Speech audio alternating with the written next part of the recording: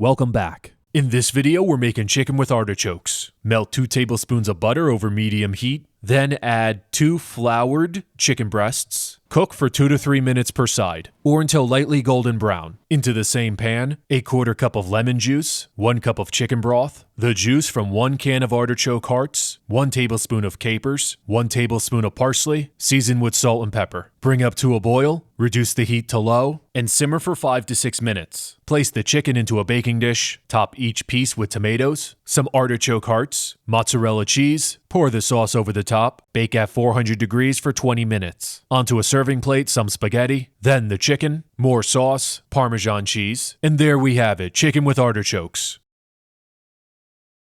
That's it for today, guys. Drop a like and a comment below, subscribe if you're new. I'll see you next time.